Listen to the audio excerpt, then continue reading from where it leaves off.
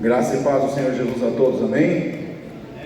Quem crê que Deus é um Deus poderoso, cura, liberta, restaura, traz vida e vida com abundância.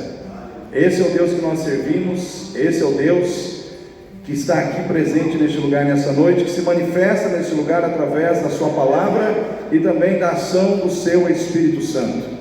Que o nosso coração possa estar sensível àquilo que Deus quer falar e também sensível àquilo que Deus quer mover em nossas vidas, em nome de Jesus. Amém, queridos?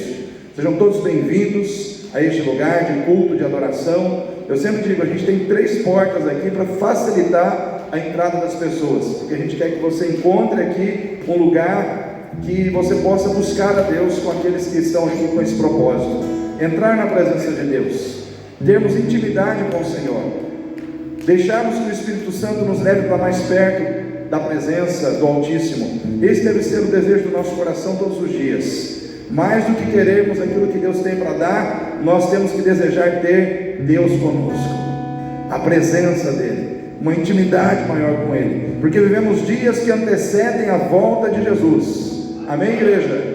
Quem quer que Jesus volte o mais rápido possível? Aleluia. Queridos, tudo está indicando que a volta do Senhor está próxima, e a igreja precisa se preparar, estar pronta, estar preparada, para que, se Ele vier e nós estivermos vivos, nós possamos subir, possamos ser arrebatados, a encontrar com o Senhor nos ares. Eu estive essa semana, foi essa semana que eu fui no velório da avó da nossa irmã Paola, e ali nós lemos aquele texto de 1 Tessalonicenses, capítulo 4, 16 em diante, que fala que aqueles que morreram em Cristo ressuscitarão primeiro. Ele virá nas nuvens, ao tocar da trombeta e ao ressoar da trombeta e a voz do arcanjo.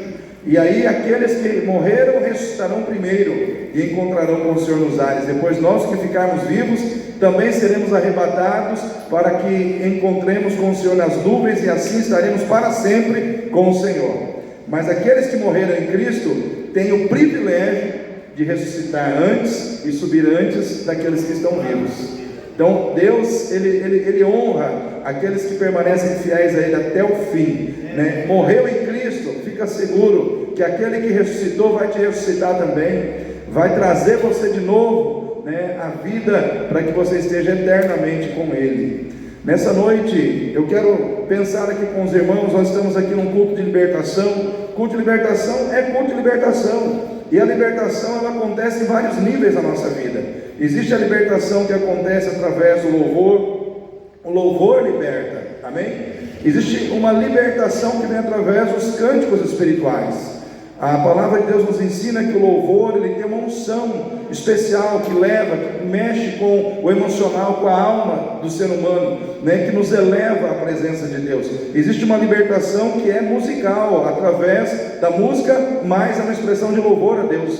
Existe uma libertação que vem através da palavra. Conhecereis a verdade, e a verdade vos libertará. Ou seja, existe uma libertação que precisa acontecer na mente, na razão, no entendimento. Enquanto o louvor ele mexe com a alma, a palavra mexe com o seu entendimento.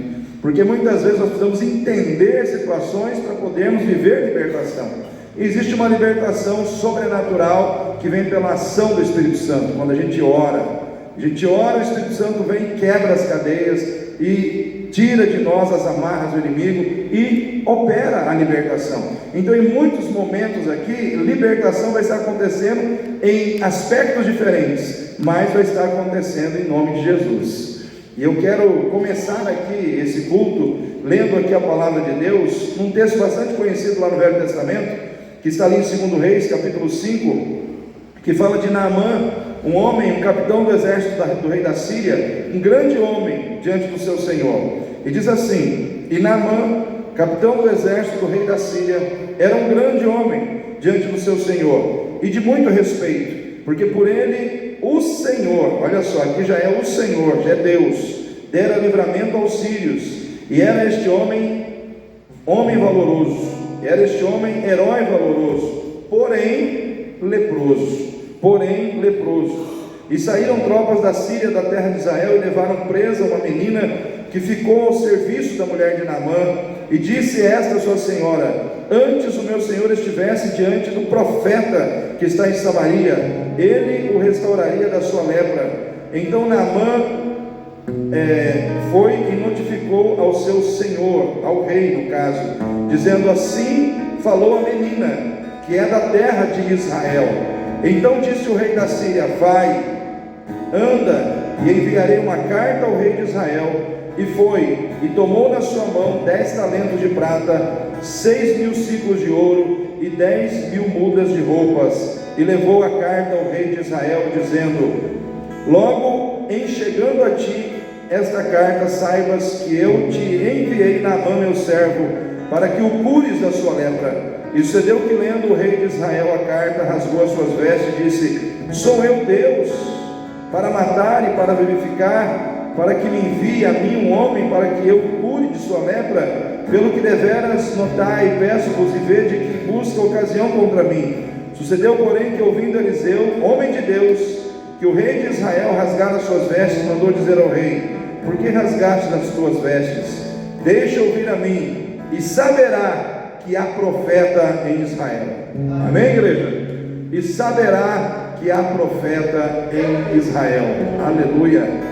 Naquele momento, irmãos, Naamã bateu no peito e falou: deixa ele vir, deixa o homem vir, com a sua lepra, com o seu problema, com a sua situação insolucionável, com sua doença incurável, deixa ele vir, porque há profeta em Israel. Deus está neste lugar, né? E ali começa uma caminhada, irmãos, uma caminhada que eu chamo de a caminhada da bênção, né? Naamã começa uma caminhada em direção à bênção que Deus queria operar na vida dele, uma bênção que Deus queria lhe entregar, uma bênção que Deus queria operar em favor da sua vida. Mas essa caminhada não foi fácil. Nós lemos até um pedaço, tem outras situações mais para frente, mas eu quero pensar até aqui somente. Muitos de nós, muitas vezes, como Naamã, temos situações da nossa vida que às vezes nos entristecem, porque diz a palavra de Deus que esse homem tinha muitas coisas na vida dele que eram situações que o exaltavam, que traziam ao seu coração motivo para ele ser uma pessoa alegre. Por exemplo, ele era chefe dos exércitos do rei da Síria, ou seja, ele tinha posição, ele era alguém que tinha uma posição importante dentro da Síria. Ele era um homem valoroso, ele era um homem respeitado, ele era um homem de posses materiais, ou seja, ele tinha dinheiro, ele tinha posição, ele tinha status, ele tinha o respeito de todos os seus soldados dentro da Síria. Ele era um homem respeitado onde ele estava. Então ele tinha muitas coisas que eram, vamos dizer assim, que serviam de motivo para que ele tivesse alegria no seu coração. Porém, havia uma situação: ele era leproso. Leproso, ele tinha tudo isso, ele tinha posição, ele tinha dinheiro, ele tinha status, ele tinha respeito, porém, ele tinha uma lepra. Existem os poréns da nossa vida, né? Às vezes nós temos muitas coisas, mas existe um porém que está roubando a nossa alegria, que está roubando a nossa paz, que está roubando o nosso sossego. É um porém que está lá, diante de todas as situações boas, agradáveis e abençoadoras que fazem parte da nossa vida, existe um porém que está prejudicando a minha alegria completa, a minha alegria plena. Qual é o porém da sua vida? Qual é o porém que está atrapalhando a alegria completa do seu coração? Qual é o porém que está roubando o brilho de tantas coisas boas que Deus tem te dado? Qual é o porém que está tirando a alegria de tantas coisas boas que Deus tem concedido a você? Mas esse porém não sai do seu caminho. Eu quero dizer para você, querido, existe um Deus que resolve os poréns da nossa vida. Existe um Deus que é poderoso para resolver as coisas que nós não podemos resolver. A palavra de Deus diz que aquele homem tinha uma lepra, e a lepra era uma situação que ele não conseguia resolver, que nenhum ser humano conseguia resolver. E ele, irmãos, tinha aquela situação com ele e não sabia o que fazer. Mas de repente veio uma luz, É que nem aquela frase: surge uma luz no fim do túnel. Alguém falou para ele de um Deus que faz aquilo que os homens não fazem, e a existência de um Deus que cura aquilo que os homens não curam, a existência de um Deus que faz com que o impossível seja possível na nossa vida. E aquilo acende no coração dele uma chama de esperança, de fé, e aquele homem começa a caminhar em direção à sua bênção. Você está aqui nessa noite para dar passos de fé em direção a algo que Deus tem para fazer na sua vida, em nome de Jesus. Você está aqui para dar passos de fé que vão te levar a uma realização em Deus, a solução de uma área da tua vida que ainda está pendente aos seus olhos, a solução de um porém que ainda está te incomodando. E talvez você pergunte para mim: pastor, para que eu possa viver com êxito essa caminhada de bênção, o que precisa acontecer? Algumas coisas importantes precisam acontecer na sua vida, como aconteceram na vida de Naamã. Eu quero dizer para você, quem aqui está na caminhada de bênção aqui nessa noite? Quem aqui quer entrar nessa caminhada de bênção? Levanta a sua mão. Amém. Primeira coisa que eu quero dizer para você: abra os seus olhos. Se você quer entrar nessa caminhada de bênção, abra os seus olhos. Abra os seus olhos para ver que por trás dos seus problemas existe um Deus que usa as dificuldades para trazer você para mais perto dele. Vou repetir: aleluia. Até as criancinhas falam aleluia aqui, aleluia. Glória a Deus. Existe um Deus. Abra os seus olhos para ver que por trás dos problemas, das dificuldades, das lutas que muitas vezes você passa, dos poréns da tua vida, existe um Deus que usa essas situações para atrair a atenção do seu coração para Ele, para trazer você para Ele, porque Ele não quer apenas resolver o seu problema, Ele quer resolver a sua vida. Ele não quer resolver uma situação específica da sua vida, Ele quer resolver você inteiro. Ele quer trabalhar na sua vida por inteiro. E eu quero dizer para você, querido, Naamã, ele tinha uma lepra, ele tinha uma doença incurável, e aquela doença, de certa forma, foi o que levou ele à presença de Deus, foi o que fez ele caminhar até Deus, foi o que fez ele ir ao encontro do Senhor. E talvez, irmão, se ele não tivesse aquela doença, se ele não tivesse aquela lepra, ele nunca buscaria o Deus de Israel, ele não colocaria no seu coração o propósito de caminhar em direção àquele Deus. Ele precisava de uma motivação, de uma situação que o impulsionasse a essa busca. E aquele problema, aquela dificuldade foi esse impulsionador na vida de Naamã. Eu quero dizer para você, querido, existe um Deus que Ele permite a doença às vezes, Ele permite o problema às vezes, Ele permite a dificuldade às vezes, Ele permite a adversidade às vezes, como Ele permitiu a pandemia. Sim ou não? Quem lembra da pandemia aí? Aconteceu porque Deus permitiu. Nada acontece sem a permissão de Deus. Deus permitiu a pandemia, e a pandemia mexeu no coração de muita gente. Muita gente que não queria nem saber de Deus, de repente começou a buscar a Deus, começou a se curvar diante de Deus. Então Deus permite muitas vezes a doença, Deus permite muitas vezes o problema na família, Deus permite muitas vezes uma adversidade que tira a nossa paz, o nosso sossego. Só que eu quero dizer para você, querido, o mesmo Deus que permite a doença, que permite o problema, que permite a adversidade, que permite a pandemia, é o Deus que tem o poder de tirar o problema da nossa vida. O mesmo Deus que permite o problema vir, é poderoso para tirar, é poderoso para remover, é poderoso para arrancar com raiz e tudo o problema que por um tempo foi permitido na nossa vida, para que nós o conhecêssemos mais de perto, para que nós entrássemos numa relação de intimidade com Ele, para que nós passássemos a andar na presença dEle. Irmãos, Naamã era um homem, eu acredito que Deus tinha um propósito na vida daquele homem, porque diz a palavra de Deus que o Senhor, o nosso Deus, deu vitória a Síria pelas mãos de Naamã. Então existem pessoas que aparentemente não conhecem a Deus, mas Deus conhece elas e está trabalhando no coração delas. Se você vai, por exemplo, lá em Isaías 45, fala do rei Ciro. E a palavra para o rei Ciro é a seguinte: eu te dou os tesouros da escuridão, ainda que não me conheças, eu te levantei e eu te usarei. Farei de ti um instrumento nas minhas mãos. Deus vai se revelando às pessoas, porque Deus é um Deus gracioso, Deus é um Deus misericordioso, e Ele dá a todos a condição de conhecê-lo e de aceitá-lo como Deus na sua vida. Se você quer viver com êxito a caminhada da bênção, abra os seus olhos para ver, não com tristeza, os seus problemas, mas como uma oportunidade de Deus ser exaltado na sua vida, como uma oportunidade de Deus ser glorificado na sua vida, como uma oportunidade de você conhecer mais profundamente a misericórdia de Deus, a graça de Deus e o trabalhar de Deus na sua vida.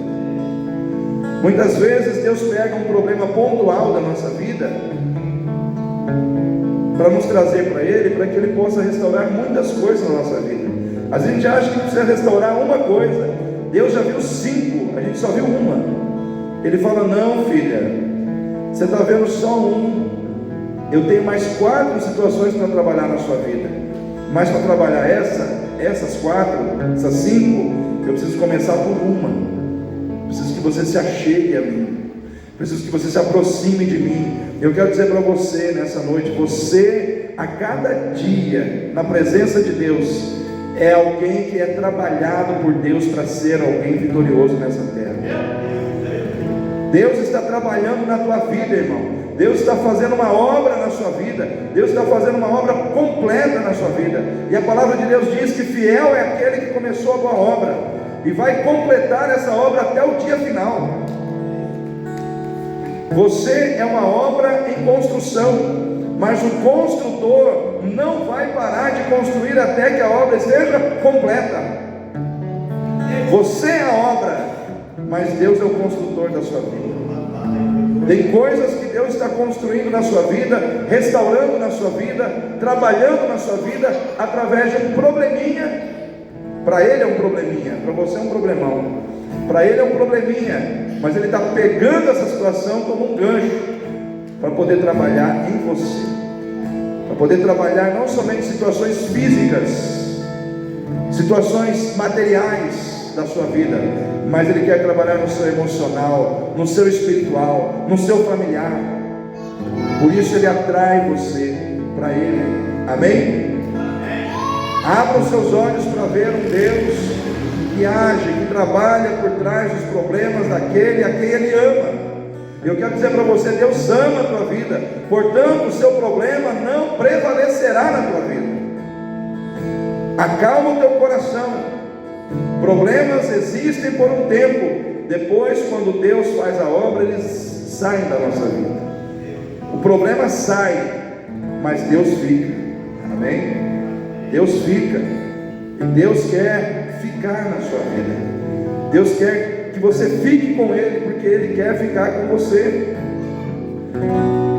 Se você quer caminhar essa caminhada da bênção com Deus e ter vitória no final dela, abra os seus olhos para ver Deus por trás de pessoas simples e humildes. Amém, irmãos?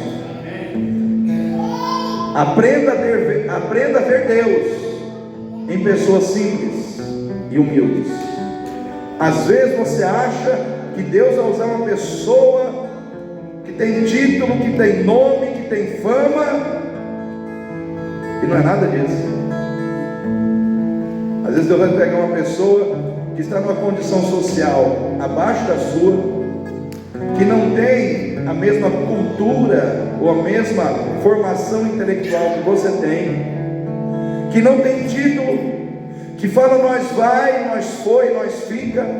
Às vezes Deus vai pegar uma pessoa simples e humilde, que não tem título, não tem dinheiro, não tem fama, mas tem intimidade com Ele na terra, tem intimidade com o Altíssimo. Eu quero dizer para você, querido, mais importante do que títulos, mais importante do que status, do que fama, é intimidade com Deus. E para você ter intimidade com Deus, você não precisa ter título, você não precisa ter fama, Você não precisa nem passar por uma faculdade. Eu já vi testemunhos de gente, irmãos, fico impressionado. Vi uma vez um testemunho de um pastor que é cego. E Deus ensinou ele a ler Bíblia. E ele prega, ele fala, e nunca, assim, nem aprendeu com aquela linguagem, né, que você tateia, né? A pessoa que tem cegueira, ela tem deficiência visual, ela aprende a ler pelo tato, né? Ela vai lendo ali, é o braille, a linguagem de braille. Ele não fez isso. Irmãos, o Espírito Santo, ele é tremendo, ele faz coisas que nós ficamos assim surpresos, mas Deus faz porque Ele é Deus. Por isso que a Bíblia diz que o Senhor, Ele envergonha a sabedoria dos sábios, né? Ele mostra que a sabedoria do homem não é nada diante da dele. E Ele usa pessoas simples e humildes para se revelar como Deus às vezes na vida de outra pessoa. Por que eu estou falando isso, irmãos? Porque na casa daquele homem tinha uma menina, sim ou não? Ela era serva, ela era escrava, vamos usar o termo certo aqui. Ela era escrava, serva da sua mulher, levada à força, raptada. Quando a Síria lutou contra Israel, capturou aquela menina e levou ela. Aquela menina deixou para trás sua terra, sua família, sua casa, para se tornar escrava, serva daquele homem e da sua mulher. Ou seja, dentro da casa de Naamã, a pessoa mais humilde que tinha, quem era? Quem era, irmãos?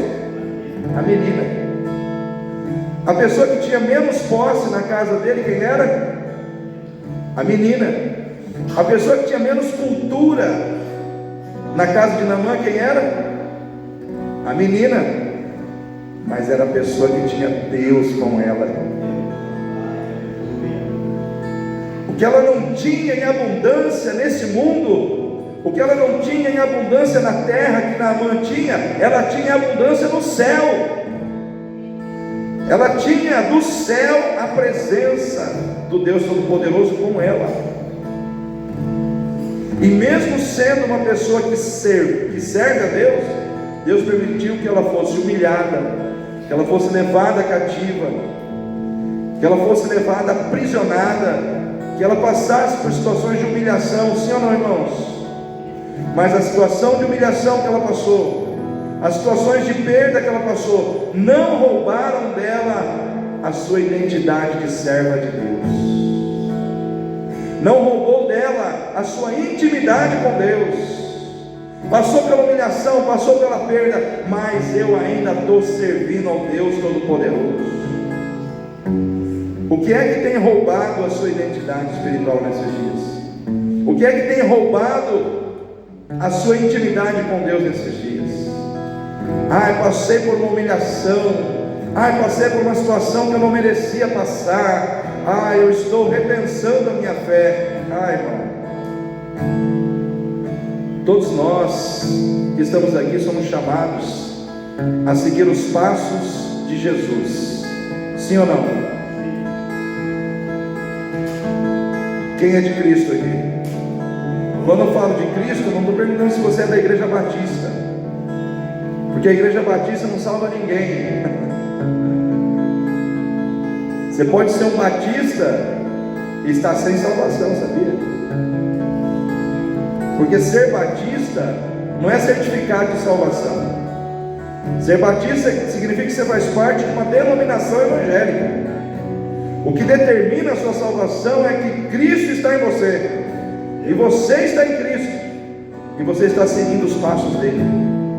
Isso serve, o que eu disse, para qualquer outra denominação religiosa. Não adianta você ser da Assembleia de Deus e não estar em Cristo. Não adianta você ser da Sara Nossa Terra, da Universal, ou de qualquer outra igreja evangélica e não estar em Cristo, porque isso não certifica a sua salvação. E a Bíblia diz que se nós estamos em Cristo, e se somos discípulos de Jesus, temos que seguir os passos do nosso Mestre. E aqui em 1 Pedro tem um texto assim bastante interessante que eu gosto muito. 1 Pedro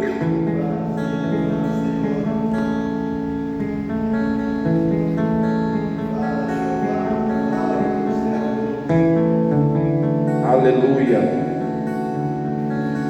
1 Pedro capítulo 2, versículo 18: Vós servos, sujeitai-vos com todo temor aos senhores, não somente aos bons e humanos, mas também aos maus. Olha só, forte isso, né, irmãos? Mas Senhor, eu sou de Jesus, eu tenho que me sujeitar aos maus também, porque é a coisa agradável que alguém, por causa da consciência para com Deus, sofra o que, irmãos? Sofra agravos, padecendo injustamente. Porque que glória será essa, se pecando sois esbofeteados e sofreis? Mas se fazendo o bem sois afligidos e o sofreis, isto é agradável a Deus. Porque para isto sois chamados, pois também Cristo padeceu por nós, deixando-nos o exemplo para que sigais as suas pisadas. Quem quer seguir as pisadas de Jesus aí? Então não reclame se você passar por injustiças, se você passar por situações injustas na vida. Não reclame muitas vezes quando chegarem os problemas, as dificuldades que você não merecia passar. Quem disse que você sofre porque você merece? Às vezes a gente sofre porque fez por merecer, mas às vezes a gente sofre sem merecimento algum. Você já parou para pensar nisso? Daniel, quando foi para a cova dos leões, ele fez alguma coisa para ir para a cova dos leões de errado, irmãos? Fez nada de errado. Ele foi orar 3 vezes ao dia, como ele fazia todos os dias. Mas o inimigo armou uma cilada para ele, e ele foi lançado na cova dos leões por estar fazendo o que é certo aos olhos de Deus. Mas foi para a cova, jogaram ele lá na cova. Nossa, pastor, mas orando 3 vezes ao dia, fazendo a vontade de Deus, foi para a cova. Foi para a cova. Só que no dia seguinte ele saiu ileso da cova, porque o Senhor entrou com ele e fechou a boca dos leões.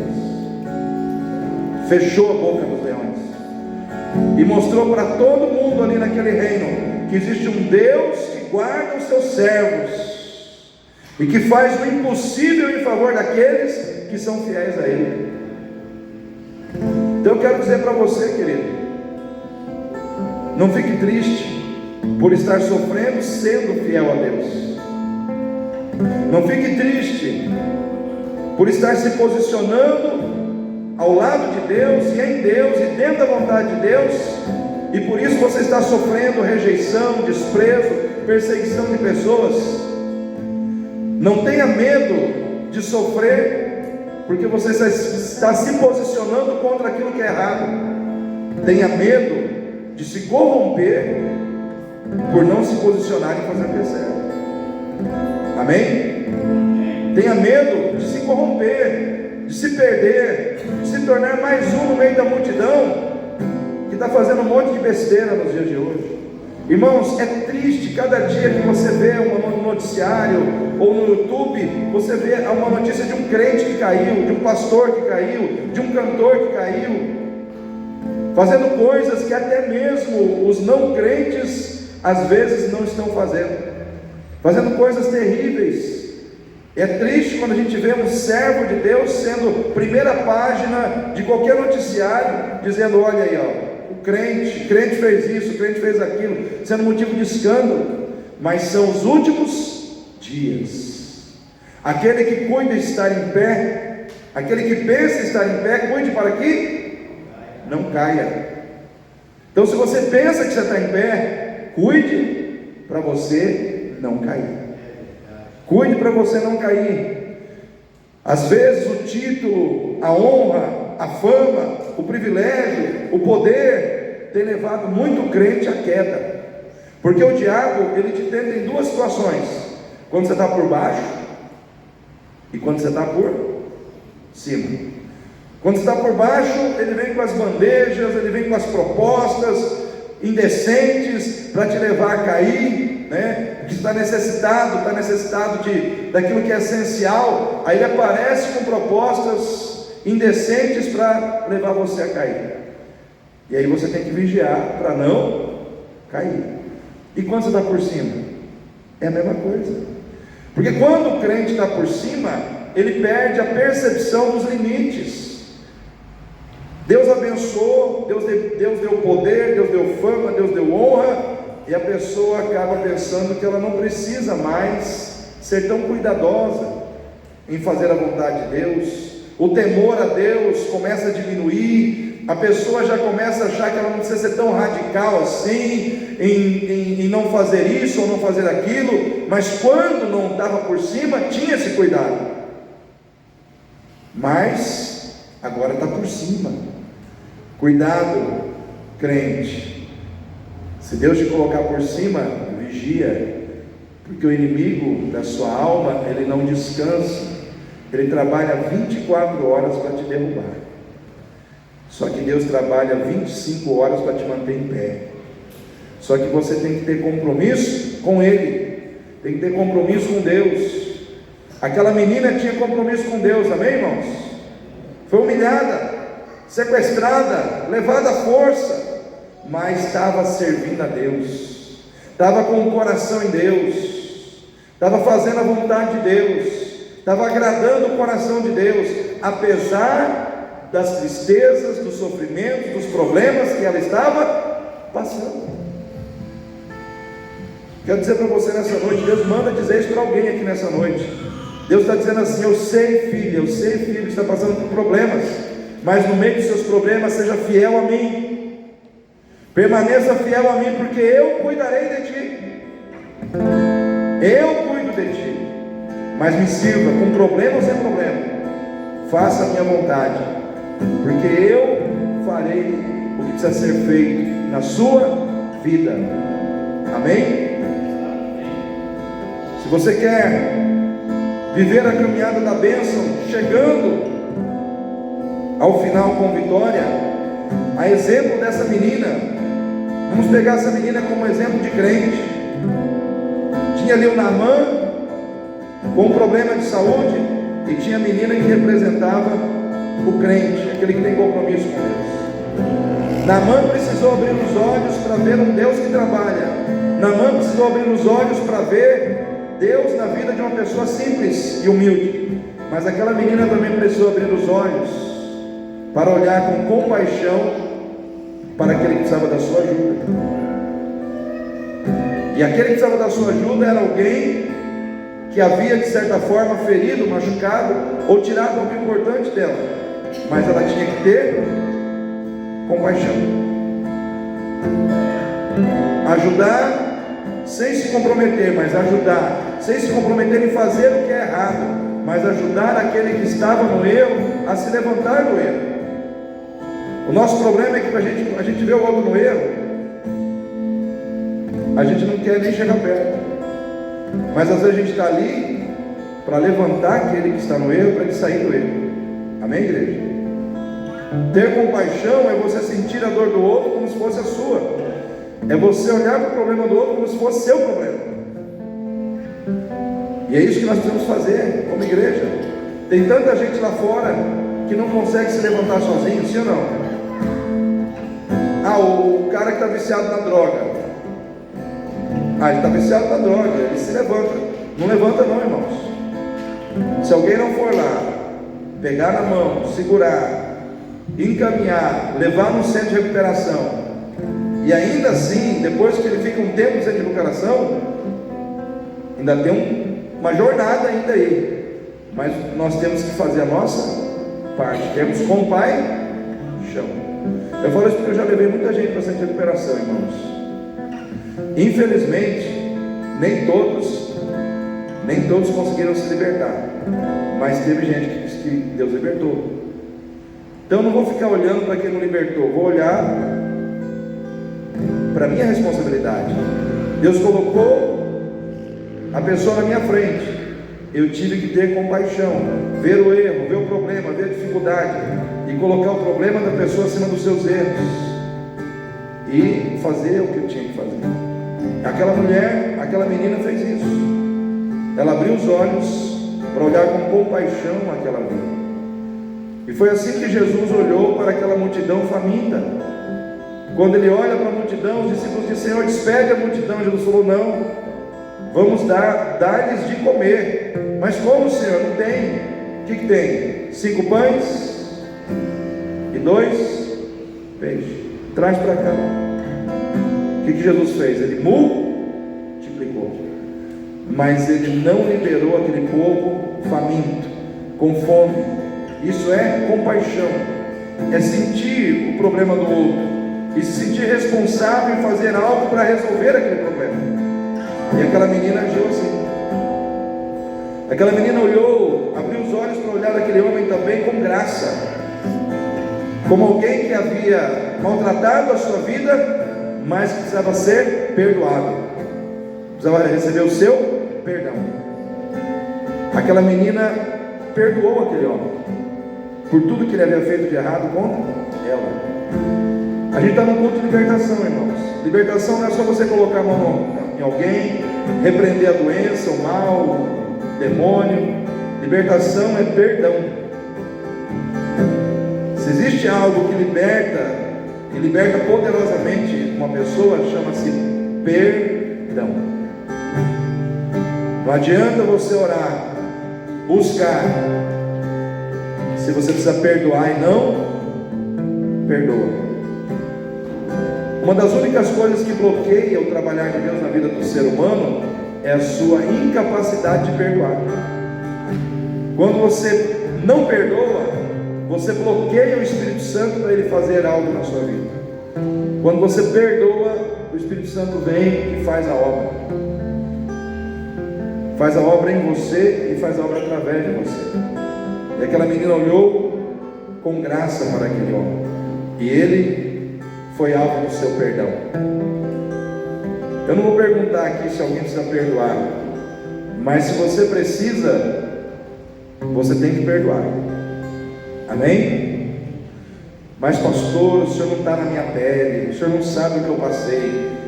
Querido ou querida irmã, não valorize o tamanho do problema, do erro, da falta do outro. Perdão é graça.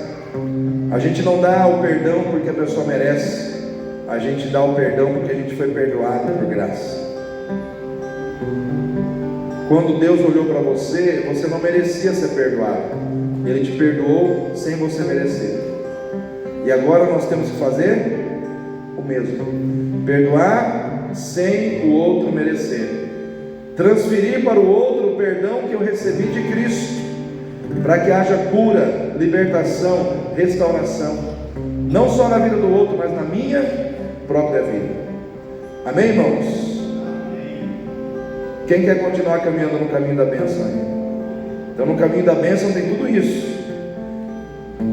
Você quer caminhar no caminho da bênção, tem que abrir os olhos para ver o Deus que está por trás do seu problema, para ver pessoas simples e por trás dessas pessoas o agir de Deus, para ver com compaixão, para ver com graça quem você precisa perdoar. Mas você também precisa abrir a boca. Primeiro abrir o quê? Os olhos. Depois abrir a boca. Abrir a boca primeiro para testemunhar da sua fé. Quem tem fé? Lembra que no início eu perguntei: quem crê que Deus cura, que Deus restaura, que Deus faz milagres? Quem crê mesmo, de verdade, que Deus faz milagres? Levanta a mão, com força aí. Aleluia. Essa menina cria, e ela falou isso.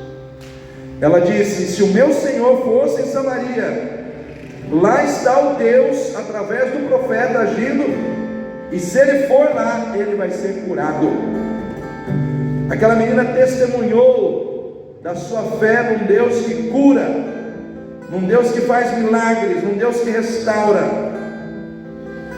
E nós, queridos, No caminho da bênção nós temos que testemunhar, nós temos que falar da fé que nós temos no Deus que nós servimos.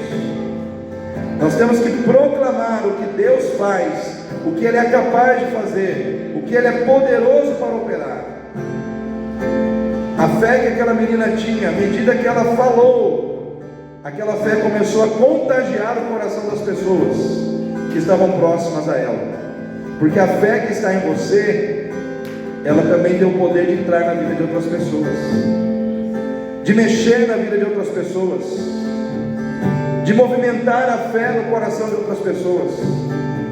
Ao invés de você ficar falando das coisas negativas que o mundo está fazendo contra você, fale das coisas positivas que Deus é poderoso para fazer em você, que Deus é poderoso para fazer em favor das pessoas que estão com você. Irmãos, quando nós vamos lá para Êxodo 18, no encontro de Moisés com Jetro, seu sogro, diz a palavra de Deus que Jetro, ele vai ao encontro de Moisés para levar a esposa de Moisés e os filhos de Moisés que tinham ficado para trás. Moisés estava caminhando no plano de Deus, mas a esposa, os filhos tinham ficado para trás. E não era vontade de Deus que Moisés caminhasse sozinho no plano dele. Se existe alguém que tem que caminhar com você no plano de Deus, é a sua família, amém? E a família de Moisés foi levada até ele, a sua esposa, os seus filhos, para que eles caminhassem juntos. Só que chegando lá, Jetro e Moisés se abraçam, dão um ósculo santo no rosto do outro. E aí Moisés estava ali naquele deserto. E aí Moisés, ao invés de falar dos problemas do deserto, das dificuldades do deserto, das lutas do deserto, sabe o que Moisés fala para Jetro? O Deus Todo-Poderoso abriu o mar vermelho, Ele tirou a água da rocha, Ele nos deu vitória sobre os nossos inimigos. E ele começou a contar dos feitos de Deus, da grandeza do agir de Deus, das maravilhas que Deus operou. Sabe o que aconteceu, irmão? Jetro ficou tomado pela fé que estava no coração de Moisés, e ele começou a glorificar e a engrandecer o Deus de Moisés, dizendo: esse é o Deus verdadeiro. No deserto, mas falando das maravilhas que Deus pode fazer. Às vezes é assim que Deus quer ver a mim e a você, no deserto, mas falando dele, das maravilhas dele, dos milagres dele, daquilo que ele pode operar. Foi isso que aquela menina fez, e a fé dela entrou no coração primeiro da esposa de Naamã. E aí a esposa de Naamã também abriu o que, irmãos? Abriu a boca. Primeiro a menina abriu a boca para testemunhar da fé. Depois a esposa de Naamã abriu a boca para trazer boas notícias ao seu marido. Crente tem que ser portador de boas notícias. Boas notícias, irmãos, boas novas. Nós temos que ser portadores das boas novas, das boas notícias do reino de Deus. Eu vi uma matéria uma vez que um cientista, pesquisador japonês, chamado Masaharu Emoto, ele fez uma pesquisa da seguinte forma: ele pegou 3 recipientes, colocou o mesmo punhado de arroz nos 3 recipientes e a mesma quantidade de água nos 3 recipientes. Aí ele colocou em cima de uma mesa, e aí para o primeiro recipiente ele chegava e dizia: tu és importante, eu te amo, você vai dar certo. Para o segundo recipiente, onde estava o arroz, ele disse assim: você idiota, imbecil, você não presta. E para o outro ele não dizia nada. Olha só, eram 3 recipientes de arroz com água, e ele, durante um mês, ele começou a conversar com o arroz que estava em cada um dos recipientes: eu te amo, você é importante, você vai prosperar. Você não presta, você é idiota, você é imbecil. E o terceiro não falou nada. Depois de 30 dias, olha o que aconteceu. Esse recipiente de arroz para o qual ele dizia palavras positivas, germinou o arroz, cresceu, começou a germinar a plantinha. Para aquele que ele só falava palavras negativas, o arroz ficou preto e apodreceu. E aquele que ele não falou nada, mofou, também não produziu nada.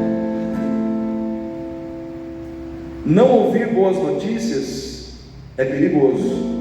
Ouvir só palavras negativas é mais perigoso ainda. Agora, ouvir palavras abençoadoras traz vida, traz refrigério, traz renovo, traz esperança. E a palavra de Deus, ela é viva, ela é poderosa, ela traz notícias boas ao nosso coração, para nos levantar, para nos colocar em pé nos momentos em que nós precisamos ser levantados. Quando Jesus foi visitar Marta e Maria, depois que o seu irmão havia morrido e já tinha sido enterrado há 4 dias, Jesus chega para Maria ou para Marta e diz assim: eu sou a ressurreição e a vida. Aquele que crer em mim, ainda que esteja morto, viverá. E aquele que crer em mim nunca morrerá. Que notícia é essa, irmãos? Notícia de vida eterna em Cristo, notícia de ressurreição em Cristo, notícia de vitória em Cristo. Eu quero dizer para você que aquela notícia que Jesus deu para elas serve para você e para mim nessa noite. Ele é a ressurreição e a vida, e aquele que crer nele, ainda que seja morto, viverá. Eu quero dizer para você nessa noite: em Cristo você nunca vai morrer. Em Cristo você tem vida, e vida eterna para sempre. O seu nome está escrito no livro da vida, e ninguém pode tirar de lá. Lá em Isaías 54:17, o Senhor diz assim: toda arma, toda ferramenta forjada contra ti não prosperará, e toda língua que se levantar em juízo contra a sua vida será condenada. Esta é a herança daqueles que servem a Deus, e a justiça que de mim procede, diz o Senhor. Essa notícia é para você nessa noite. Sabe o que Deus está dizendo para mim e para você? Que tudo que for forjado contra você, toda maquinação, todo armamento, tudo aquilo que for preparado para te atingir, não prospera, porque Ele te guarda. Porque Ele é o teu escudo, Ele é a tua proteção. Você tem que receber as boas notícias da palavra, porque elas são para a sua vida. Ainda pode uma mãe esquecer-se do filho de colo, a quem cria. Se ela se esquecer, eu não me esquecerei de ti. Eu não me esquecerei de ti, pois te tenho gravado na palma das minhas mãos, diz o Senhor. Isso são notícias de um Deus que ama a tua vida, mais do que uma mãe que ama o nenezinho de colo, que cuida de você. Jesus também manda te dizer nessa noite: no mundo tereis aflições, mas tende bom ânimo, eu venci o mundo, diz o Senhor. Existem boas notícias. Abra a boca. No caminho da bênção, abra a boca para falar o que vai fazer a diferença positiva na vida dos outros. Eu não vim aqui nessa noite para dizer que o diabo é mais poderoso que você, que o seu problema é difícil, que a sua situação é grave. Você já sabe disso. Eu vim aqui para dizer que existe um Deus poderoso para mudar isso na sua vida. Eu vim aqui para dizer que assim como um homem foi curado de lepra lá no passado, Deus pode resolver o seu problema hoje, no presente. Por isso Ele manda eu pregar essa palavra para você hoje. Ele faz eu voltar lá atrás, para usar o caso de alguém que estava sem esperança de solução pelos recursos humanos, mas que encontrou solução nos recursos divinos. Eu quero dizer para você, querido, o mesmo Deus que operou lá está operando aqui hoje, porque Ele é o mesmo ontem, hoje e eternamente. Ele não muda. Ele é fiel para fazer muito mais abundantemente, além daquilo que pedimos e além daquilo que pensamos, segundo o poder do seu Espírito que em nós opera.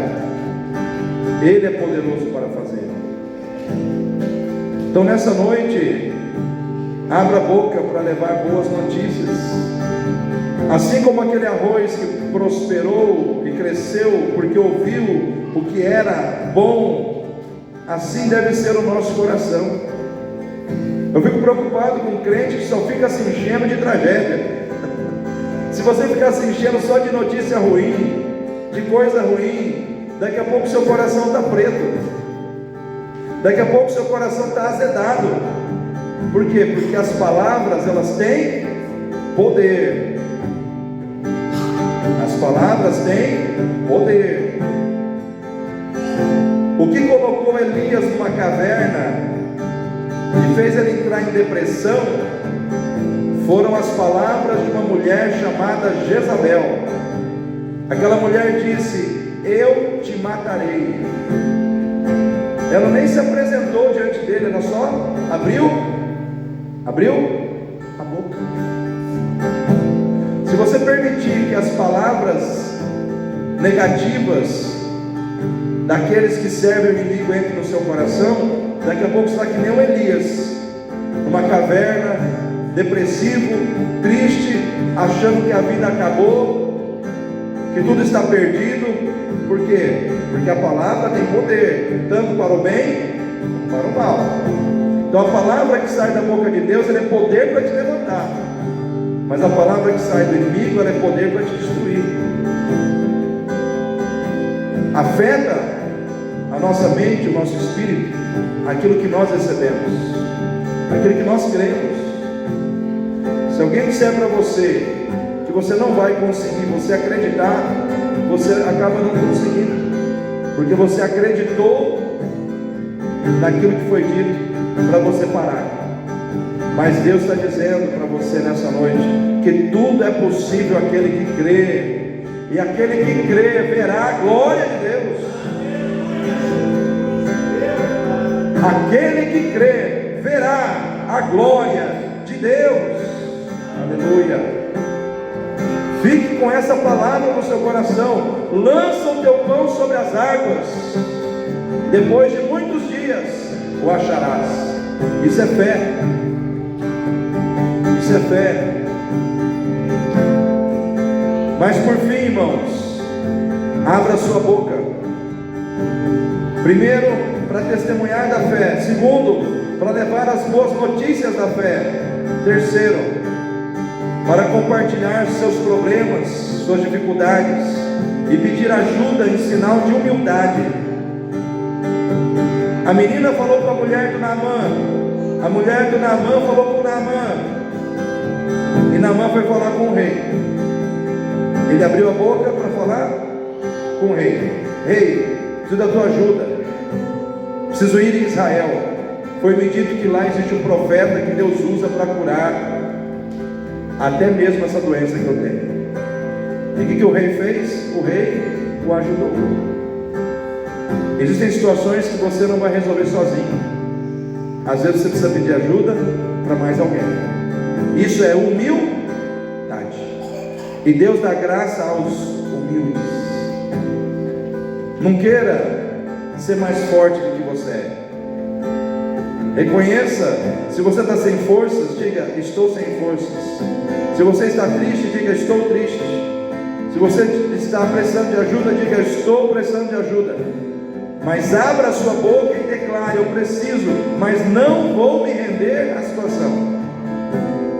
Até Jesus, no Getsemane, ele chamou os discípulos para orar com ele, sim ou não? Ele disse: a minha alma está triste até a morte. Ficai aqui e velai comigo. Em outras palavras, o próprio Filho de Deus teve humildade de dizer que estava triste, mas não se rendeu à tristeza, não se rendeu à angústia. Ele foi buscar o Pai em oração, e quando ele se levantou daquela noite de joelhos na presença do Pai, ele se levantou preparado para vencer o que viesse na sua frente. Então eu quero dizer para você, querido, Deus está pronto a te fazer vencer. A caminhada da bênção é para você, é para mim, como foi para Naamã. Mas as atitudes na caminhada dependem de nós. Nós precisamos ter as atitudes. Quero que você fique em pé nesse momento.